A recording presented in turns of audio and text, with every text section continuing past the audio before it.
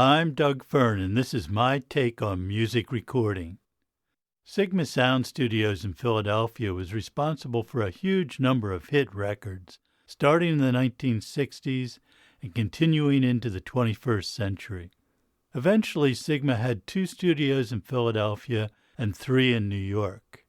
Joe Tarsia founded Sigma in 1968, but his career as an engineer goes back to the 1950s at Cameo Parkway Records. He started in a mono studio, using very few microphones, hardly any outboard gear, and recording to tape. He has lived through the evolution to stereo and multitrack tape, and from mono vinyl records through the CD and into the digital age. I sat down with Joe in January of 2019 at his home and recorded our conversation using a Flea M49 in the bidirectional position to a Tascam DR-100 portable recorder. I started our conversation with Joe's early career. You know, I never knew much about your early career, except what I read about it. We never talked about that. You know, you grew up in Philadelphia, right? Right. In South Philly? Yeah. And were you interested in music as a kid? Oh, I was a fan. I went and built myself a little stereo system. It was a Bogan amplifier. Oh, yeah. Electro voice speaker, and I built a cabinet. And so I was always dabbling. Never dreamed I'd wind up in the studio business. If it wasn't for the fact that Clark had created a music community in Philadelphia that didn't exist, I would never have been in the business. So it was just a chance. Well, I got a lot of questions. Unrehearsed questions. Right. This is very informal. And you know how to edit, don't you? Oh, yeah. Don't even have to use a razor blade anymore. It's much easier. Well, you grew up in South Philly, and you must have been interested in electronics, right? I was not a good student. My father wanted me to go to school. I didn't want to go. With my buddies in junior high school, say, let's become electricians. I wasn't driven by anything. I was 16 years old. I'll become an electrician, and I'll go to a vocational school. And my mother says, oh, that's just dirty work. Why don't you take radio? Now, electronics at that time it was so far back, was radio repair. Yeah. TV had just gotten into the school. 1950, I graduated in 1952. TV was just a new thing at the time. I took radio instead of electrician. I was always looking to make a buck on the side. So I started putting up TV antennas with the telerotors that they had and the whole schmear. In high school, I co-opted for a TV company. So I watched at that time they called them tube jockeys. It was like the roofing business. It tended to be crooked. Oh, really? Well, the guy I worked for used to buy tubes that had no labels. You know, God knows where they were made or whatever. You go into a house and take the customer over, and you bang on the power tube, and it always sparked when you did that. So this tube is going bad.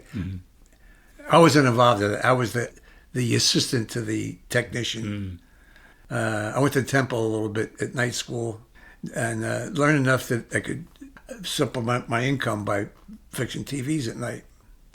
A guy I knew who had a little business, and the second floor was a dance hall. It was called the Frat, and it was a place where Avalon and Fabian and the Chancellor record people used to rehearse. Where was that? Do you remember? 17th and Jackson. Okay.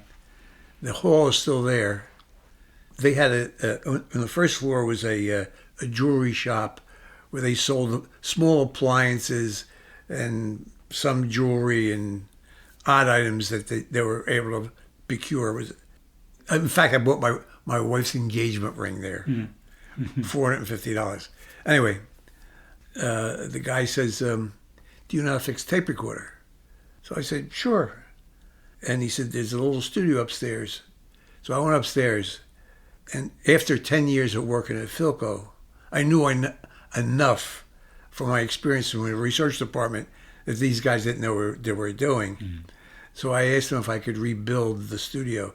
They had a Berlant tape recorder and a couple of microphones and like a portable mixer.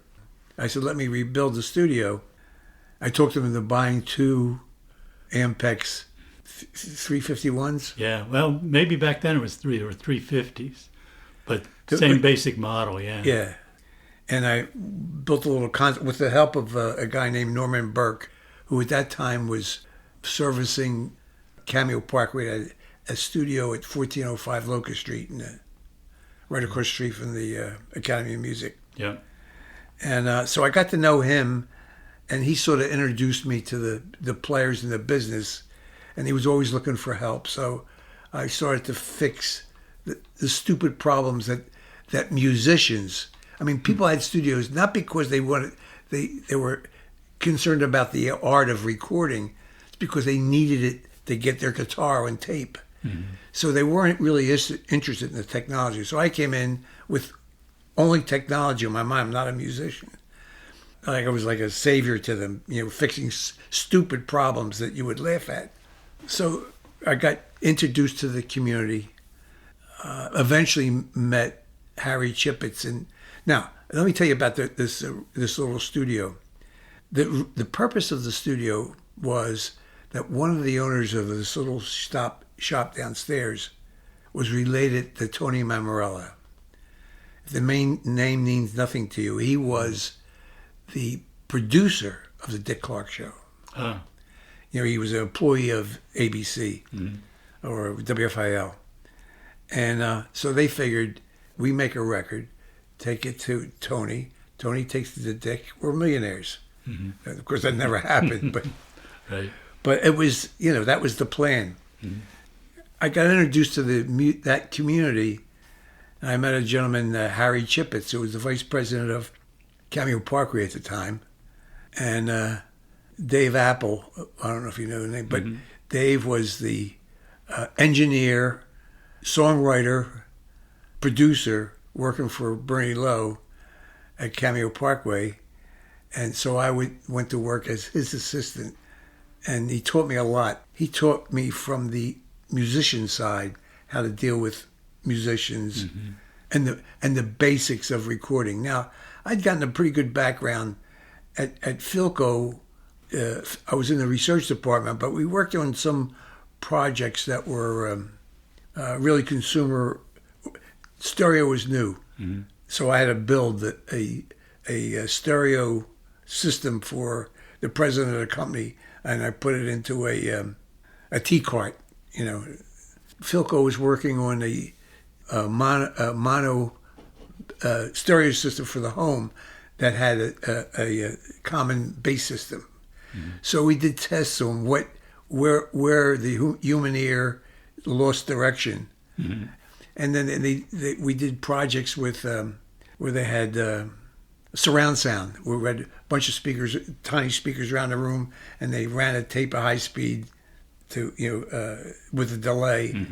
And at that time, Capitol had just opened the studio in L.A. in the record-shaped building. Yeah. And there were a lot of articles in the Audio Engineering Society journal about how they built that studio.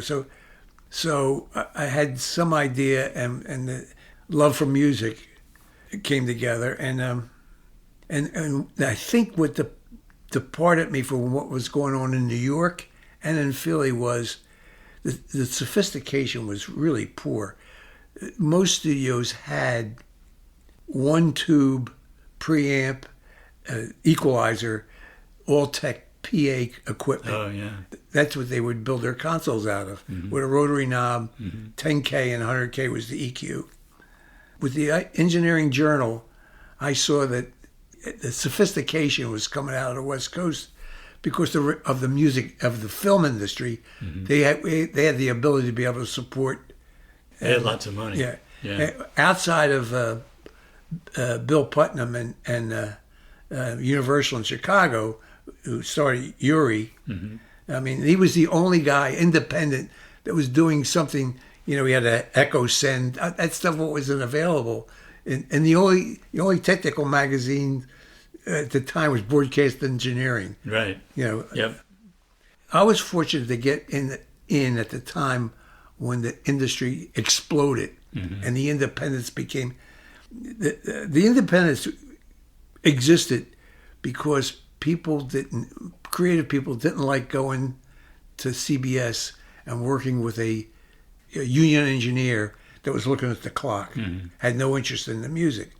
And so independents, Bell Sound and A&R and Bob Lifton's studio, I can't think of the name of it, that these studios sprung up and they took the independent producers' business and they gravitated to that because they had somebody that was willing to sit with them that was probably a musician as well as an engineer.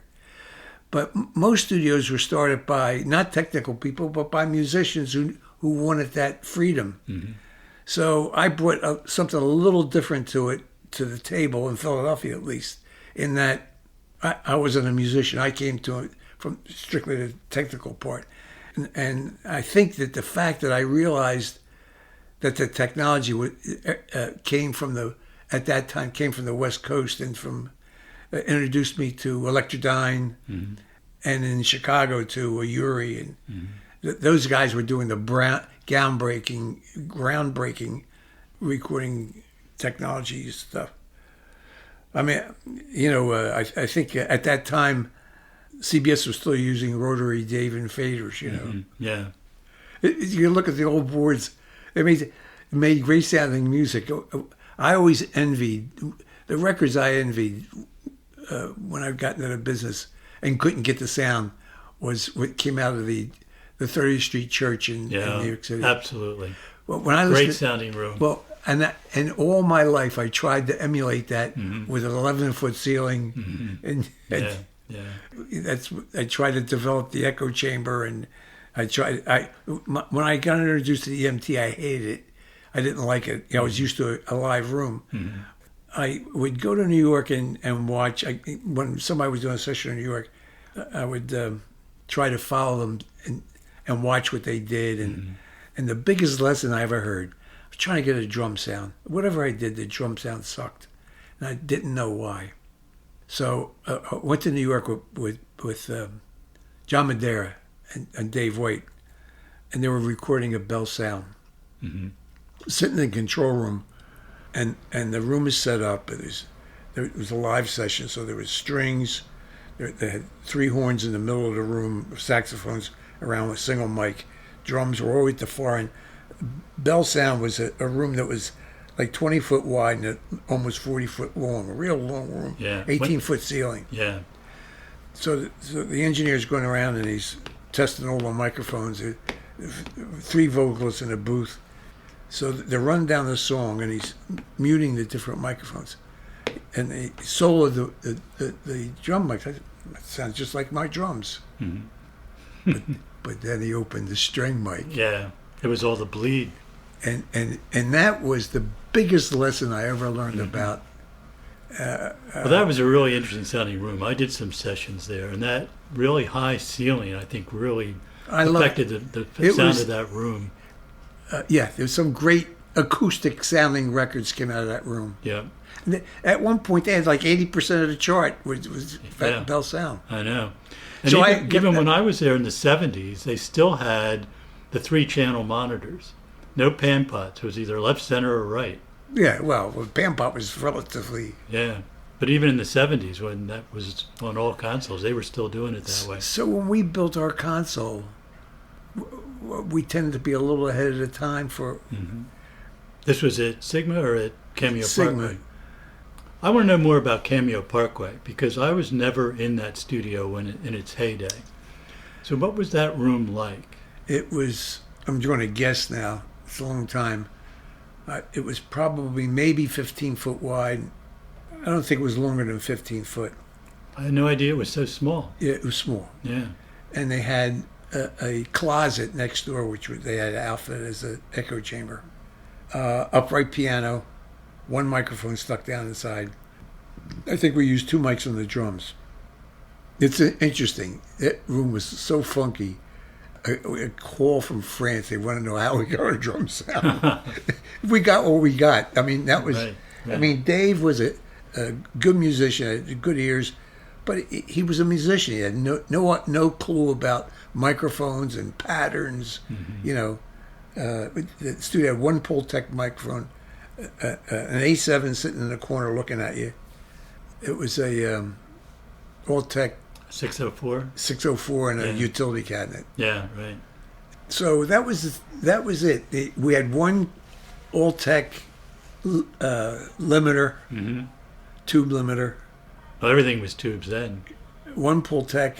Yeah. That was it. I mean, you got what you got. Right. Do you remember when you mic'd the drums? Did you have, it was like an overhead and a bass drum mic? I think it was two mics. I think it was the overhead was a salt shaker. Oh yeah, 633. I don't remember it was on the bass drum. Yeah. But there was so much spill in the room. It was like, you know, the guitars were easy. You know, there was this EV 630. What was that?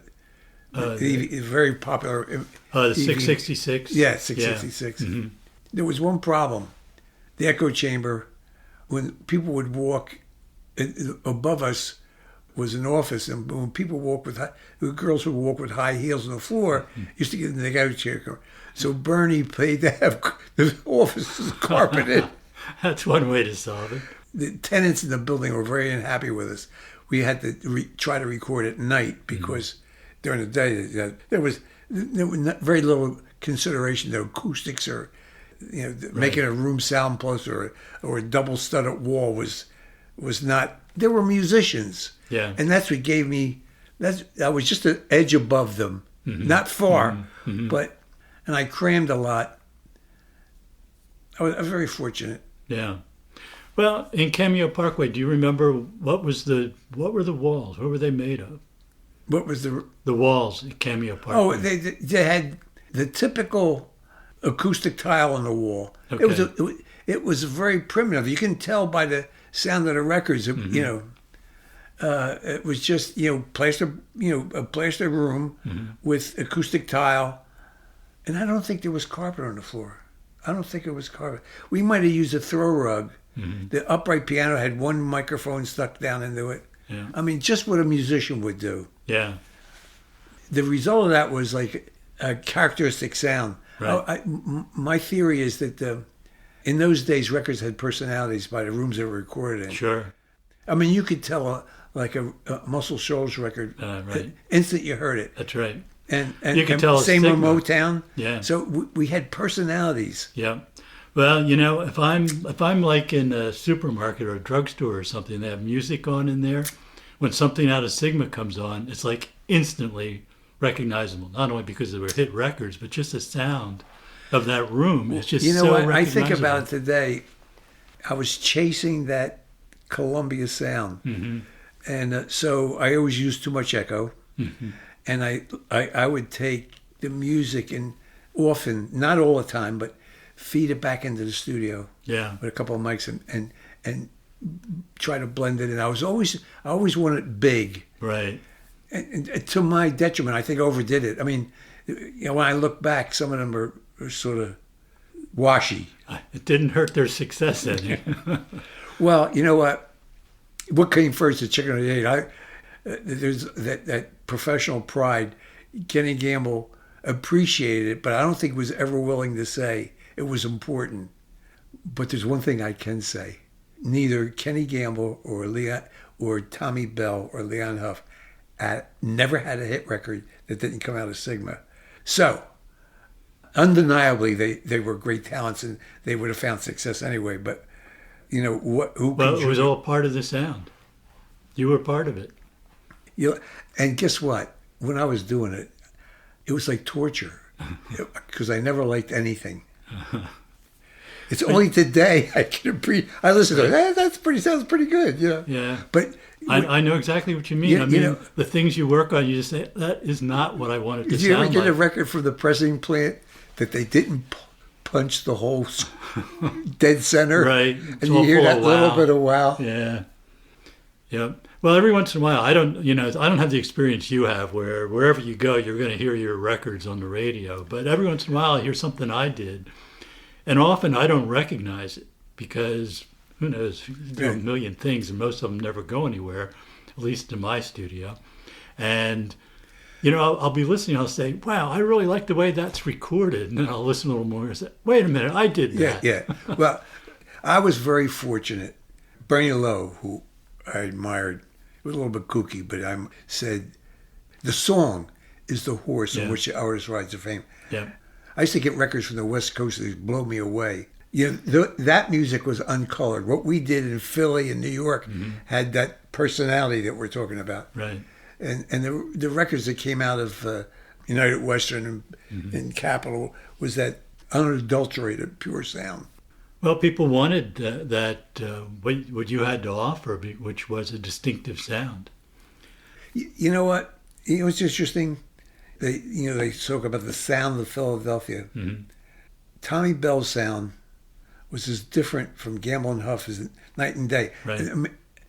I mean, their music, sound is the wrong word. With their music, Tommy was... Arrangement, yeah. Tommy, I think, looked after Burt Bacharach. I think he was more Burt Bacharach. Yeah. Gamble was more Memphis or more soulful. Right. I mean, Tommy was such a great arranger. He was so good. Yeah. I listened to Betcha by Golly Wow or People Make the World Go Round. He was such a articulate. He just knew exactly what to do for the song. Yeah. Yeah.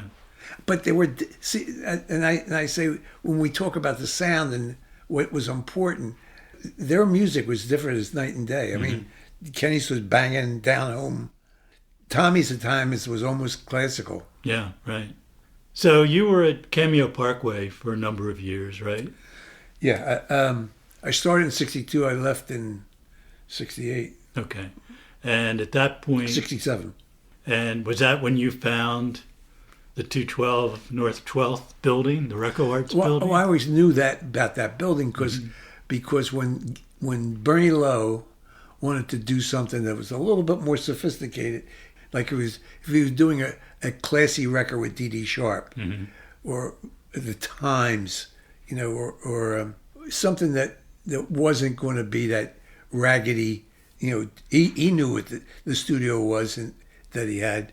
So when he wanted something a little classy, he went to Amel. The trick was that they would go in with everybody, and when they thought they had a take, they used to shut off the vocalist microphone, do one more, so that they could come back and overdub it. Yeah. We'd take it to Cameo, and we went. I tried never to go 4 times, but we go back and forth. Bernie would say, "I want to put a tambourine on it." Then they're making a pass. If the needle wasn't hitting at 0 when you aligned the machine, I was unhappy. Right. But you know, it was interesting.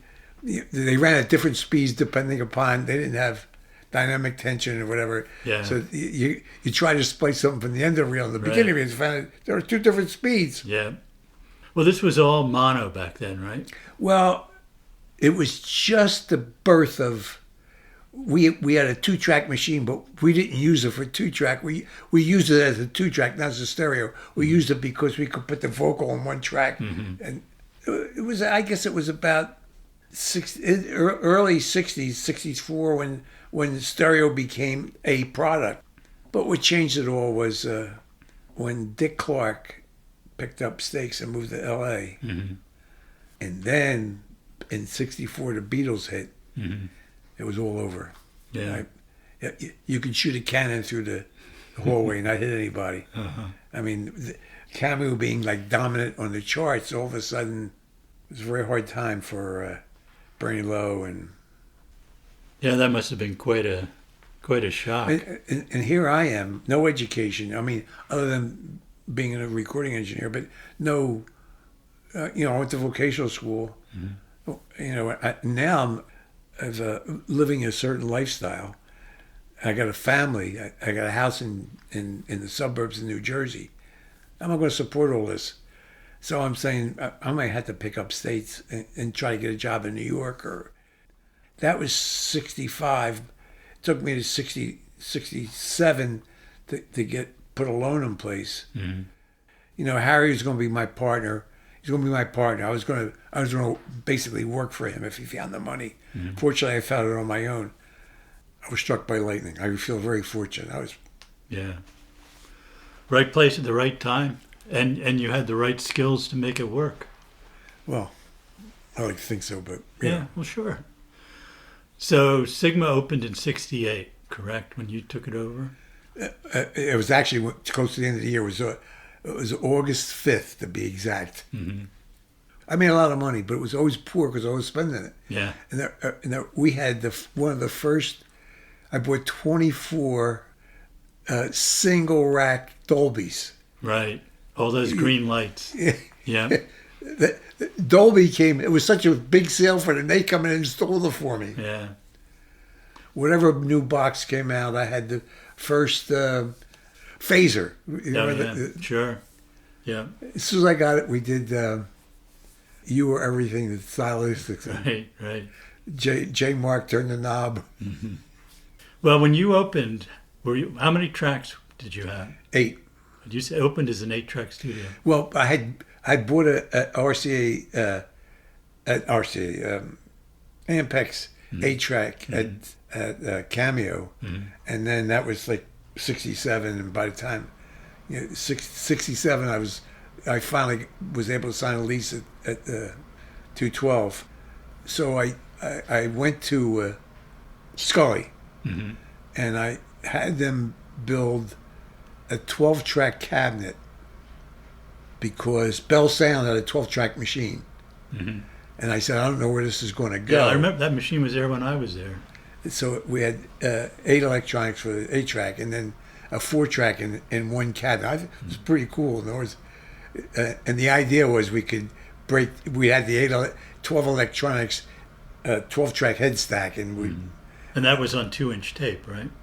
I don't remember, but I think Well, the 8-tracks, I think, were all 1-inch. But the 12 was, in between, so they could have used either, I guess. Yeah, but so it never happened. Next thing, Scully came out with a 16-track. Right. With one machine, when the machine would go down, I was out of business. Yeah. So I would get up and drive to Connecticut. Yeah. And be on their doorstep when they opened with the tape machine. Yeah. Because the 16-track, whatever it was, I think it was a heat problem, but it used to go into a flutter mode. I had a room. Do you remember a guy named Bill Buster? Don't recall. Bill Buster was a guy that he did the overture for Tommy with. Do you remember Tom Sellers at all? Yeah, sure. Tommy used to produce for Bill Sellers, Bill Buster, and he used to bring big aggregations in. So we're doing the overture from Tommy, copying the Who, and in the middle of the session, we'll play the tape back. It's going. I got away with the horns, but we had to put the strings on again because you could hear the flutter. Yeah. When the machine got to a certain temperature, it went into this flutter. The drive motor went into this flutter mode. So I had to drive to and beg him to fix it. I had one machine. Yeah. Yeah. Well, my studio, Veritables, opened in '68. I mean, excuse me, '69. The first was in Lansdowne. We were always like one step behind you. So you were 8-track, we were 4-track. Then you went 16-track, then we went 8-track. And we kept going that way till finally we were both 24-track, but you had 2 or 3 24-track machines. We only had one. It's all because of my customers. Yeah, I mean, I know. They demanded it. Right, sure. Right. Yeah. Yeah, and that was, I know exactly what you mean. It was always, you had to have this newest thing. They come in, they want it. Well, no, Kenny really didn't know. It was my way of being able to raise the price. Yeah, okay. I said, Kenny, you want it? Uh-huh. And he always bought in. Mm-hmm. So when you moved into 212, that studio was basically stayed the same until you redid it. It was basically what Emil Corson had. In between, there was a studio called Recording Arts. Yeah. A guy took it. And after that, it was Sound Plus. What was their name? The 2 Italian brothers. Yeah, Luigi brothers. Oh, yeah. Luisi, not Luigi. They didn't like working with people. They were musicians. Stuck with a studio. And when they got out, same acoustic walls, and I modified the control room in order to put the big machine in and so forth. But Well, as I recall, that room was transite, wasn't it, on the walls? Transite, which was that sort of concrete, asbestos, perforated tile. well, it had the perforated tile that was regimented holes. I have a Right. picture of it. Yeah. Well, there's lots of pictures where you can see Yeah. that.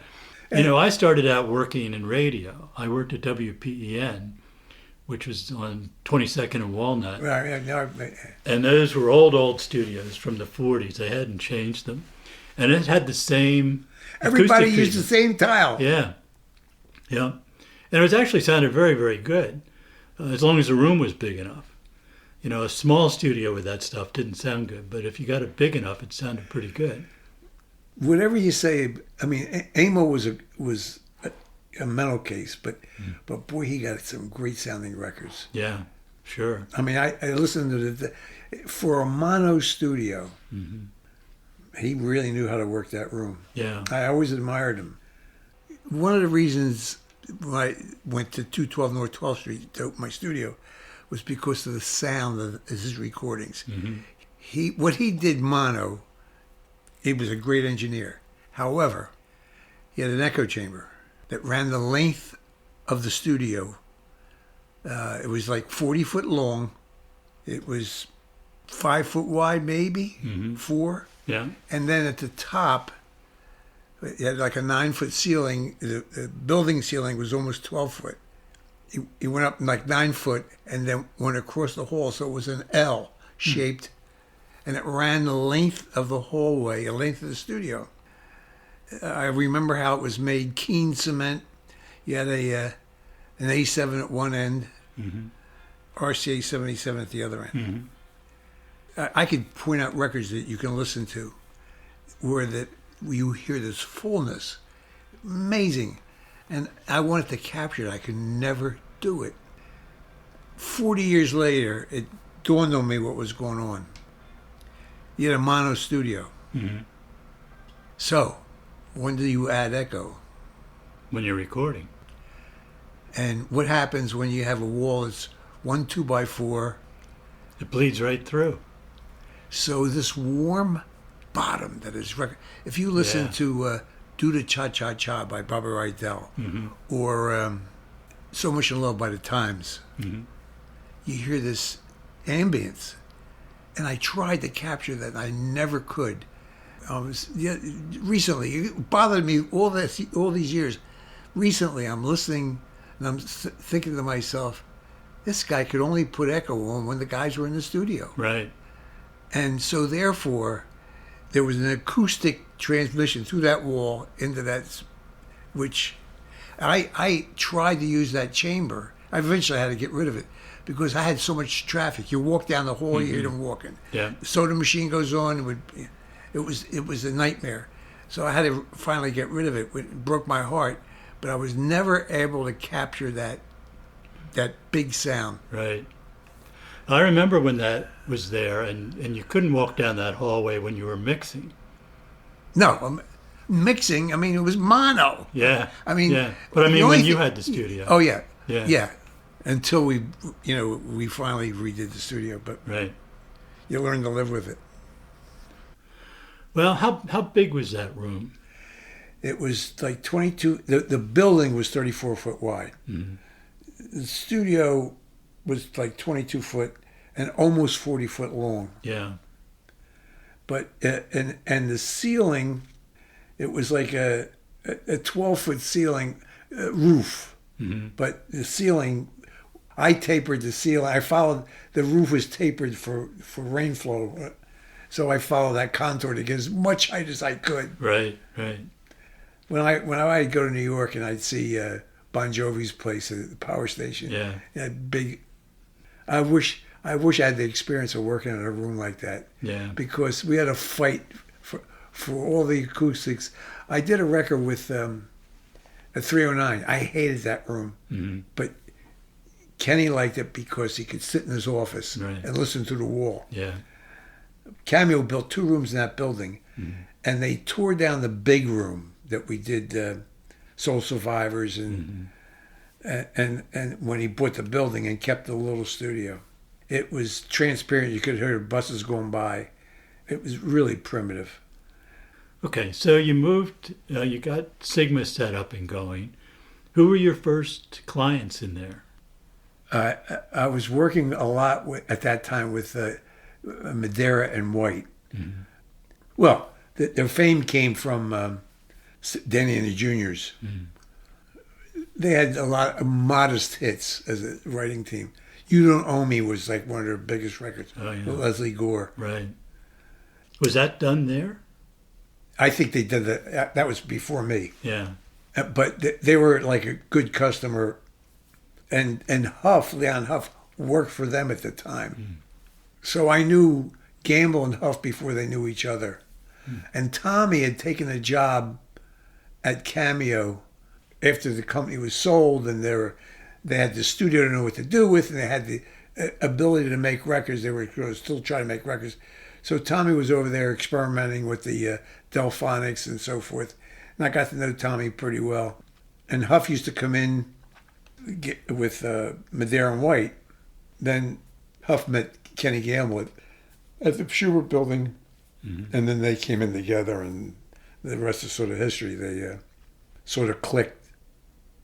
I was always fascinated with that 212 North 12th building. When was that building actually built? Well, when I got there, the first floor was RCA Service Company. Oh. The second floor was the studio. Mm-hmm. And as soon as I could, I took over the basement because I had these EMTs I had to put somewhere. Yeah, they were always a pain to find a place, yeah. About 73, 74, I took over the first floor and built a studio down there. Yeah, Studio B, yeah. And that was a challenge because 1 foot, right above me was another studio. Yeah. But we managed. We put a suspended ceiling in. Mm-hmm. We built a room within a room. Right. Well, I did some sessions in Studio B, even when there was stuff going on upstairs. And you could hear it in the room, but you didn't really hear it in the recording. It was pretty well isolated. Got away with a lot. Yeah. Yeah. Well, they had that. We did a live radio concert with Robert Trower, who was a guitar player. I never heard. I don't know how many Marshalls he had, but I never heard.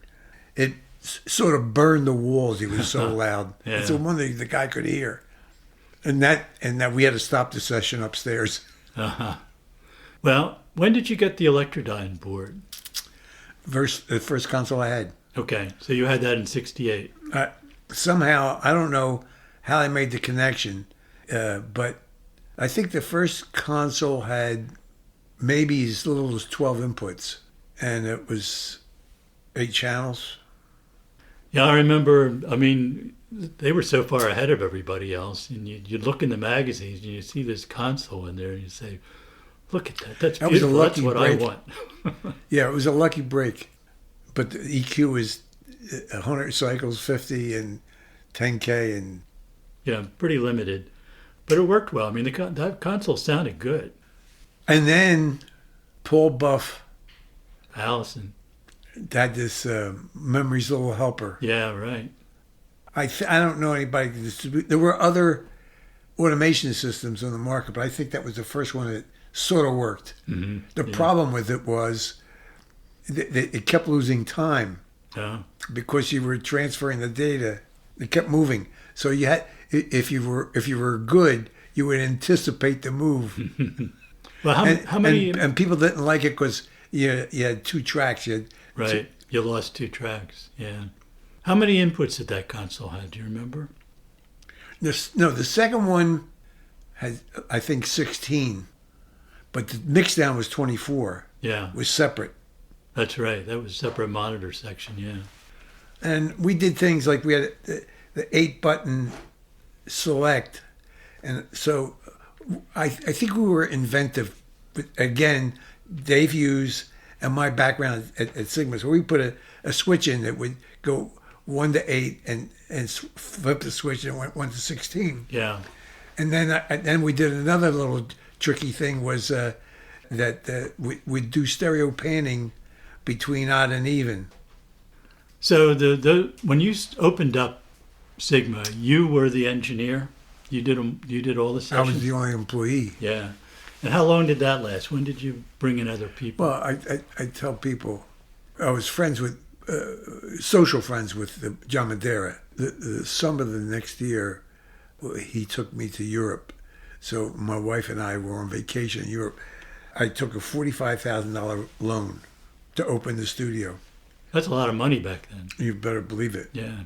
I was very lucky to get it. Anyway, I was doing enough business that this summer of '69, I went to Europe. Wow. So it was like getting struck by lightning. I mean, I was so fortunate. Yeah. I mean, Gamble Enough literally exploded. By '71, the studio was busy day and night. I was working. I mean, I immediately had to hire Carperulo, and I was fortunate. Remember this. I took the second floor of 212 with Frankfurt Wayne. Right. So they sort of buffered me. He gave me the courage. I signed the lease. They were my tenants. Well, we should point out Frankfurt Wayne was a disc mastering lab. Did all the mastering for they were pretty good technical guys. Yeah. And they helped me. And they were right in back of the control room. Right. Yeah. They had the front offices. Tom was pretty good technically. So there was a good marriage of what I lacked, and was a lot. I had the support of Tom. Dave Hughes he did a marvelous job. Unfortunately, we never got along. So I threw a bench twice at him one time. I got so mad. He used to make me boil. But he did art. He meets your standard for wiring. You know, I mean, everything's laced and squared off, and the military style. Right. He was very. So who was the first engineer you hired besides you? Carperulo. And how long was he there? He was there a long time, right? I'm going to guess. It was probably the early 80s. And he and Secretary Vivian Abbott took their profit sharing and opened a restaurant. And the one thing I'm very proud of today is my employees had health insurance, life insurance, and profit sharing. That's great. Fortunately, the business was good enough. I mean, you know, it worked out. Yeah. So I'm very, when I hear, you know, the struggle of, I guess things were different then. I don't, you know, it might be more difficult today, but. We should mention that sitting in front of Joe here as we're talking are 4 Sigma recreation direct boxes based on Joe's original design from Sigma. That's an overstatement. I know, everybody did the same thing. We all built those same things. But this was Sigma. But, you know, I think that was why you had such good, dedicated employees, because you took good care of them, and they liked working there. They believed. I mean, they would come in on Sunday and be painting, you know, the gobos or something. I mean, yeah. But I had a certain, not as much as you, but I had a certain thing about, you know, they knew that when they walked through the hall, if there was a coffee cup on the table, they threw it away. I mean, we picked up it. And you know what? Well, I found out, you know, a lot of the people that came to Sigma were from the inner city and so forth. They treated the place the way they found it. Yeah. The cleaner you kept it, they treated it with respect. Well, I always remember that place was always immaculate. I mean, it was well worn, but it was clean and everything worked. Did you know J. Mark? Sure. He was sort of my buddy, and I don't know who came up with it. Olmsted Studios in New York took an ad that said "more balls," and the other people were taking ads with listing all their equipment. So I said, "What can we say?" Yeah. So we took an ad. I think Jay came up with the idea: clean restrooms. It's true. And I got more mileage out of that. Yeah. Gamble and Huff were just as hungry as I was at the time. I mean, they had to make it, and fortunately, they didn't have success at Sigma right off the bat. They did a couple OJ's albums and didn't do anything. They signed with CBS, Clive Davis. Right. They were almost at the point when they were going to be dropped, and McFadden and Whitehead and Huff wrote Backstabbers. Mm-hmm. And that took off and that was like from there on in. And I think that was 72. Mm-hmm. And I moved there in 68. Well, I think there was a pretty long stretch in the 70s when Sigma had 10% or more of the chart. Well, it was a lot of the disco charts. I mean, I don't think that Gamble and Huff or anybody other than the people that came after, like Tom Moulton and Vince Montana, played that disco card. I think they just made dance music that people danced to and coined that name. So you opened up 8-track, and that was 8-track was a Scully or an Ampex? Scully, yeah. And that was a Scully 16. Right. I had both those machines too. And then I jumped to 3M. Right. Yeah, my 24 was a 3M M79 too. And I was fortunate. I found people that became experts. Mike Spitz, but they went out to work for Ampex. They were telling Ampex what to do. They told 3M what to do. Mm-hmm. I was so lucky to, and they felt lucky to be working for me. So it worked out. But I had people that were really designers, and Jerry Block invented the synchronizer. What was it called? He was able to lock two tape machines. Mm-hmm. Oh yeah, this empty time code. Yeah, I like to believe that it was the decorum and the attention to detail that I admire you for that gave them a place. I mean, I attracted. If I did anything great, it was I attracted good people. Yeah, you sure did.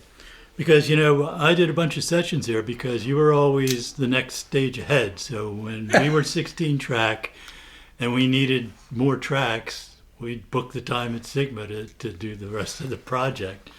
It was always, to me, it was just always a joy to work My there. advantage was I had the customers. I mean, Gamble, if Gamble and Huff had left me, they were at least 30, 40% of my business. In Philly, in New York, we rode the wave of, I laugh. One of the biggest sessions that we ever did was the fact that David Bowie came to Sigma. And when I point out to people, I said, it was a big deal in Philly. Bowie had been a couple of times Sigma in New York. Nobody even noticed. Yeah. Well, there was something special about that Sigma Philly sound that I think people all liked. But tell me about when the rhythm section that the Sigmas and Campbell and Huff are so associated with, how did that come together? Do you remember when those guys got together? Well, there was an evolution. Mm-hmm. When we were working at Cameo Parkway, when Gamble and Huff and Tom Bell were working at Cameo Parkway, it was a different rhythm section. I'm not sure. Baker and Harrison Young was a big change. They probably entered the picture about 66, 67. Mm-hmm. But in 65 and the records before that, the early Intruder records were a different rhythm section and had entirely different sound. Carl Chambers was a drummer, and his brother for the Roland other, Chambers. His name that's it. Yeah. For the other players like strings, who was the contractor for the strings? Don Ronaldo was a character. He was a bistro violinist that go around the tables. Yeah. Whatever politically, he got in there and he became the contractor. Right. And like the god to the horn players and string players looked to gain favor with, because in a couple of years back, 2013, we honored the MFSB and so forth. Mm-hmm. And those guys, these the bald-headed Jewish guys and Italians and with pot bellies, and they loved. You'd think that they would sort of scoff at doing this black music. Mm-hmm. They loved it. Yeah. I saw Joe DeAngelis, Right. French horn player. Yeah, sure. I met him a few years back. He's still alive. Is he? And he said, how he admired working for Tommy. Joe DeAngelis traveled with Frank Sinatra. He traveled the world. He was in Africa and so forth with Frank Sinatra. So when they say that, the respect that they had for somebody like Tommy Bell, so they really appreciated working for. Yeah. Well, we used to use Joe DeAngelis when we needed a horn player.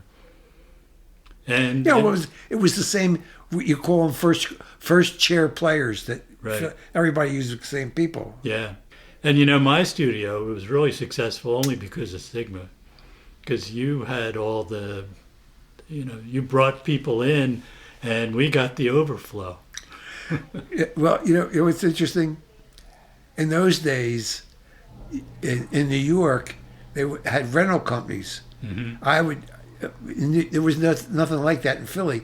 So I was buying Fender Rhodes pianos, whatever the toy was, I was buying. So I had the clavinets, and so when people came to Sigma, I owned the guitar amps. Because you couldn't go to what was the rental company in New York called? I know who you mean, because we used to use them all the time too. Yeah. Client would come in, they'd insist on something they had to have, and right. We'd rent it from. It was funny how the business worked in those days. Yeah. SIR. Yeah. Sigma was really successful, and you opened the New York room. What year was that? We built it in '76. We opened in '77. Mm-hmm. And how was that different from Sigma Philly? In what way?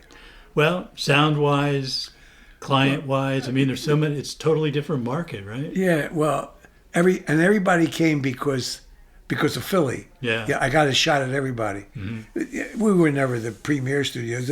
That was Hit Factory and Tony Bon Jovi's place. We had a nice run. I guess I can remember about maybe 50 gold records come out of that studio. And I mean, it wasn't. It was limited by the real estate. The building had 10-foot ceilings, so you couldn't do a lot. But we did a lot of jingle work when they'd come in and with a whole orchestra, and then in 1 hour they wanted to be out of there, Mm-hmm. And those guys, I couldn't work under that type of pressure, but I had the guys that could do it. How big was that room? Well, we had 3 studios there. Yeah. That room, I'm going to say it was 30 by 20. It was odd shaped, but the 10-foot ceiling. We had clouds that broke it up a little bit, but I mean it was shortly after that SSL was making all the noise, and we bought the first 600 console, which was made for video production, and Dave McTeague was head of technical service department, and he actually worked with SSL in redesigning. We bought what they shipped, and he redesigned it, and they adopted it. So that's the kind of people we had, fortunately. Way over my head, but go ahead. Yeah, I was going to ask about staff. How many of the people from Philly were involved in the New York studios? I would say 6. Jay, Mike Hutchison, about 6. Were they permanently working up there? Did they move back and Yeah, forth? Jay is still living in the ones that moved up stayed. The single guys that came to me in a camper to begin with. Mike Hutchison lived in a Volkswagen bus across the street. Oh my goodness. And then, what year was it when you did the total rebuild of the Philly studio? Big mistake. That was early 80s. The records never sounded the same after that. I was so impressed with the Tom Hindley studios in the West Coast, and always suspect of yourself, and never, like you say, the way you remember records. I didn't know how good they were going to sound to me later. Mm-hmm. So I was always chasing, and I chased too far. I guess it was the room. It just didn't have that same character.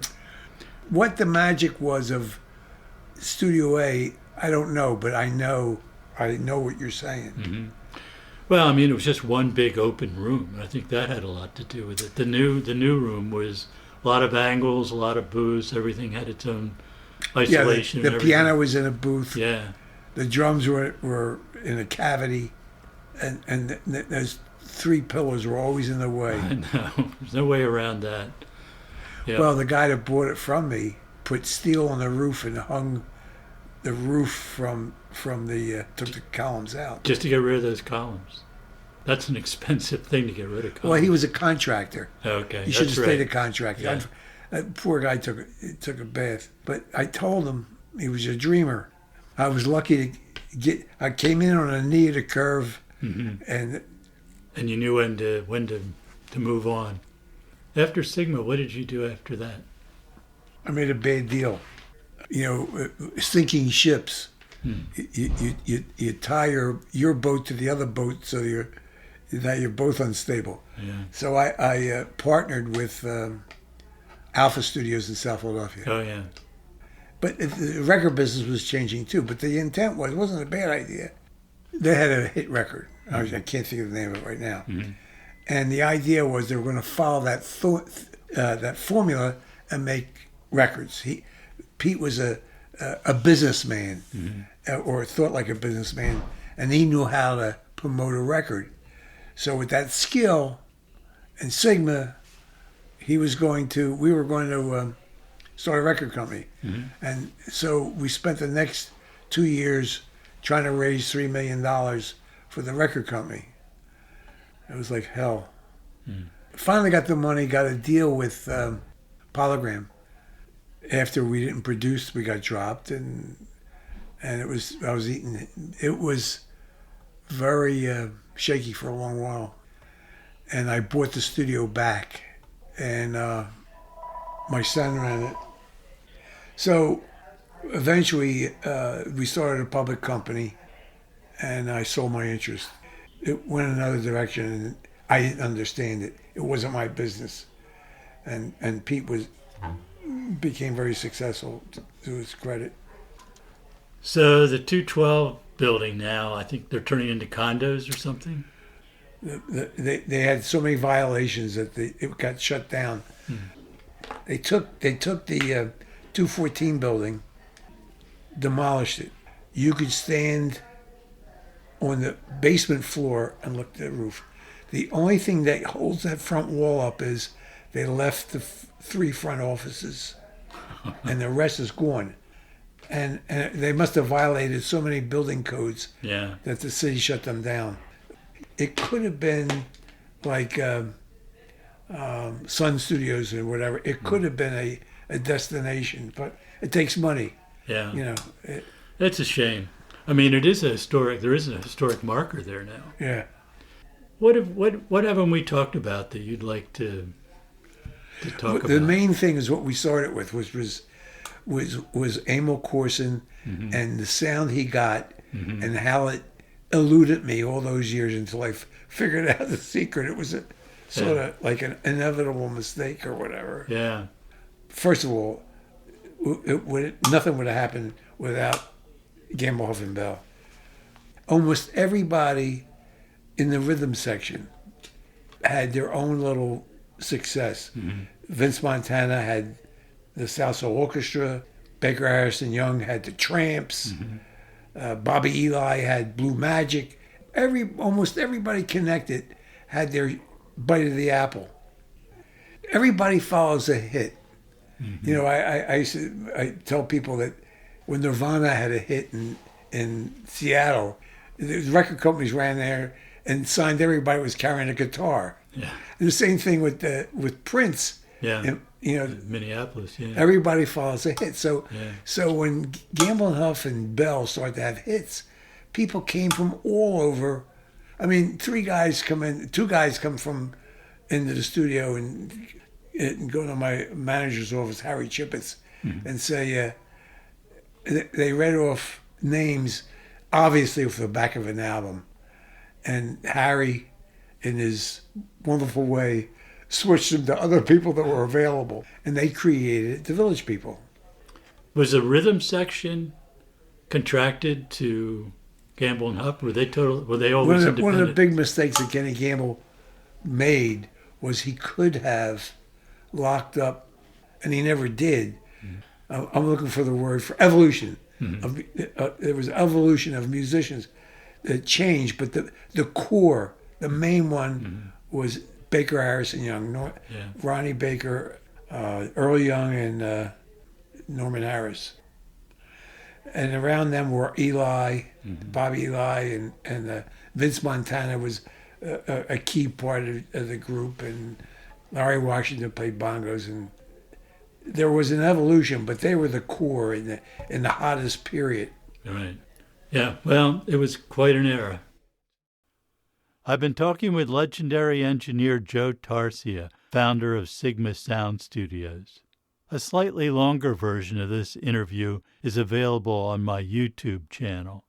The video includes many still photos taken at Sigma, thanks to former Sigma engineer Arthur Stoppe. This is an important part of our recording heritage, and I urge any of you who have access to the pioneers like Joe Tarsia to take the time and capture their history. Thank you for listening to this and the previous 25 episodes. Your comments and suggestions are always appreciated. Email me at dwfern@dwfern.com. This is my take on music recording. I'm Doug Fern. See you next time.